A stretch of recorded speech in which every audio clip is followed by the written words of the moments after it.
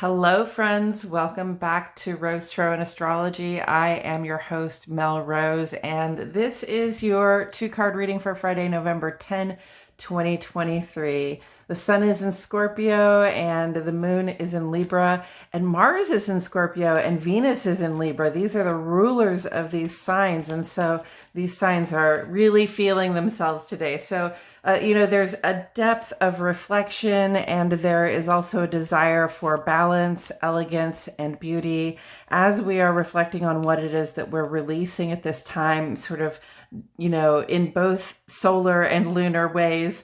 It's also a good time to, sort of beautify the space that you're in, that you create from.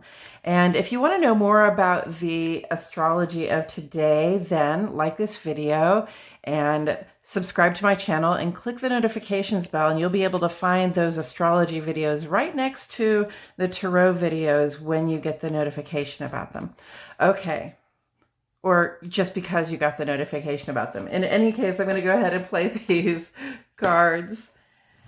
And what do we have here? We have the World. Okay, so this is a full circle moment, which is something we've been talking about with the sun in Scorpio, and with it being Samhain. We are actually coming to the end of this 2-week Samhain observation that exists between solar Samhain at Halloween and lunar Samhain about 2 weeks later. The solar Samhain is the more public celebration, and the lunar Samhain is the more private celebration. But Samhain is a time, in paganism and, just in sort of old ways, this is the time of year that we think of as the end of the year, because this is, you can see here in the Northern Hemisphere, you can see the trees sort of losing their leaves. You can see things getting a little colder. We are definitely at the midpoint between autumn and fall right now. So it's a full circle moment. It's a time when we really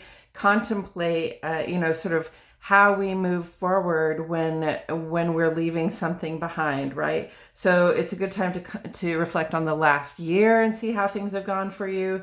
Acknowledge the things that you're putting behind you as you go ahead and contemplate, what you're moving forward. And this is it's sort of all the ways the moment that we're living in, that we're leaving something behind and moving forward into the future. But especially at this time of year, it's something that we reflect on. We acknowledge the existence of death and decay, and we acknowledge the fact that, things that no longer hold importance for us, can be sort of composted into the material from which we grow the seeds of our future selves. So that's the World, a full circle moment, the end of the road, the time. It's sort of the graduation day. It's really the time when you are, thinking more about. It's a moment of pause, but it's a time when you're thinking more about the future than the past.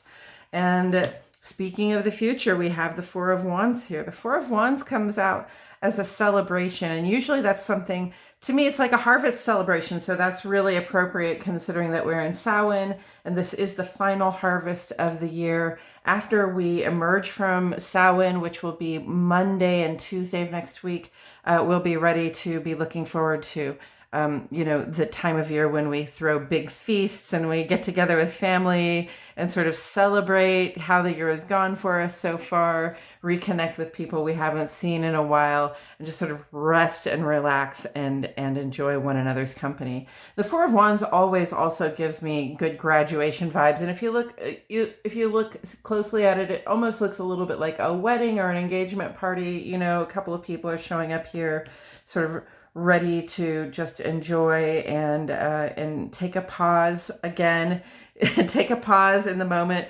between where we've been and where we're going, so that we can just enjoy being in the present moment. So that is the Scorpio season. That is the heart of Samhain. It is also the fact that the new moon is coming up, and this is a time when we do sort of we've finished creating, we've finished sort of letting go of things, we've tidied up our spaces, we're ready to start creating again, but first we just need to pause and become present and enjoy and appreciate what is here and now for us.